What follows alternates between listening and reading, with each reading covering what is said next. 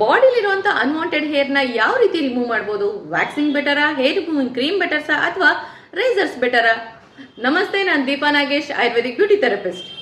Usually unwanted ಹೇರ್ಸ್ನ remove ಮಾಡೋದಕ್ಕೆ ಸಾಕಷ್ಟು ರೀತಿಯ ಎಕ್ಸ್ಪೆರಿಮೆಂಟ್ಸ್ಗಳನ್ನ ಮಾಡ್ತಾನೆ ಇರ್ತೀರಾ. ಬಟ್ ಯಾವುದು ಬೆಟರ್ ಅಥವಾ ಯಾವುದು ಸೇಫ್ ಅಂತ ಗೊತ್ತಾಗಿರಲ್ಲ. ಎಲ್ಲದಕ್ಕಿಂತ ಮುಖ್ಯವಾಗಿ ಹೇಳ್ಬೇಕಂತಂದ್ರೆ, ನಮ್ಮ ಬಾಡಿಲಿರುವಂತಹ ಹೇರ್ಸ್ ನಮ್ಮ ಪ್ರೊಟೆಕ್ಟಿವ್ ಲೇಯರ್ ಆಗಿರುತ್ತೆ. UV ಲೈಟ್ ಇಂದ ಆಗಿರ್ಬೋದು ಅಥವಾ ಸಣ್ಣ ಸಣ್ಣ ರ್ಯಾಶಸ್, ಅಲರ್ಜೀಸ್ಗಳನ್ನ ಆಗದೆ ಇರೋ ಹಾಗೆ ಪ್ರಿವೆಂಟ್ ಅಂಡ್ ಪ್ರೊಟೆಕ್ಟ್ ಮಾಡೋದೇ ನಮ್ಮ ಬಾಡಿ ಹೇರ್ಸ್. ಅದನ್ನ ಅನ್ನೆಸೆಸರಿ ರಿಮೂವ್ ಮಾಡೋದ್ರಿಂದ ಸ್ಕಿನ್ ತುಂಬಾ ಸೆನ್ಸಿಟಿವ್ ಆಗುವಂತ ಚಾನ್ಸಸ್ ಇರುತ್ತೆ.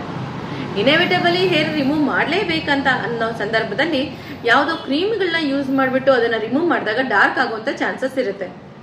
ಇನ್ನು ರೇಸರ್ಸ್ನ ಯೂಸ್ ಮಾಡೋದ್ರಿಂದ ತುಂಬಾನೇ ರಫ್ ಟೆಕ್ಸ್ಚರ್ ಆಗುವಂತ ಚಾನ್ಸಸ್ ಕೂಡ ಇರುತ್ತೆ. ಹಾಗಾಗಿ ಬೆಟರ್ ವೇ ಅಂತಂದ್ರೆ ಹಾಟ್ ವ್ಯಾಕ್ಸ್. ಅದರಲ್ಲೂ ಪ್ಲೇನ್ ಹಾಟ್ ವ್ಯಾಕ್ಸ್ ಅಂತ ಪಾರ್ಲರ್ಗಳಲ್ಲಿ ಏನ್ ಮಾಡ್ತಾರೆ, ಅದನ್ನ ಮನೆಯಲ್ಲೂ ಕೂಡ ನೀವು ಪ್ರಿಪೇರ್ ಮಾಡ್ಕೊಳ್ಬಹುದು. ಇದರಿಂದ ಸ್ಕಿನ್ನಿಗೇನು ಡ್ಯಾಮೇಜ್ ಆಗೋದಿಲ್ಲ, ಬಟ್ ಸ್ವಲ್ಪ ಪೇನ್ಫುಲ್ ಪ್ರೋಸೆಸ್ ಆಗಿದ್ರು ಕೂಡ ಸೇಫ್ ಆಗಿ ಹೇರ್ನ ರಿಮೂವ್ ಮಾಡಬಹುದು ಅಂಡ್ ಲಾಂಗ್ ಲಾಸ್ಟಿಂಗ್ ರಿಸಲ್ಟ್ ಕೂಡ ನಿಮ್ದಾಗಿಸ್ಕೊಳ್ಬಹುದು. ಅದೇ ರೇಸರ್ಸ್ಗಳನ್ನ ಅಥವಾ ಕ್ರೀಮ್ಸ್ಗಳನ್ನ ಯೂಸ್ ಮಾಡಿದಾಗ ಅಡ್ವಾನ್ಸ್ ಆಕ್ಷನ್ ಆಗುವಂಥದ್ದೇ ಜಾಸ್ತಿ ಇರುತ್ತೆ. ಇನ್ನು ವ್ಯಾಕ್ಸಿಂಗ್ ಮಾಡಿಸಿದ ನಂತರ ಪ್ಯೂಮಿಕ್ ಸ್ಟೋನ್ ಇಂದ ರೆಗ್ಯುಲರ್ ಆಗಿ ಬಾಡಿಗೆ ರಬ್ ಮಾಡ್ಕೊಳ್ಳೋದ್ರಿಂದ ವಿಸಿಬಿಲಿಟಿ ಆಫ್ ಹೇರ್ನ ಕೂಡ ನಾವು ನೋಡ್ತಾ ಬರ್ಬೋದು. ಜೊತೆಗೆ ಹೇರ್ ಗ್ರೋತ್ ಕೂಡ ಕಡಿಮೆ ಆಗ್ತಾ ಬರುತ್ತೆ. ಸೊ ವ್ಯಾಕ್ಸಿಂಗ್ ಆದ್ಮೇಲೆ ತಪ್ಪದೆ ಪ್ಯೂಮಿಕ್ ಸ್ಟೋನ್ ಇಂದ ನೀವು ರಬ್ ಮಾಡ್ತಾ ಬನ್ನಿ.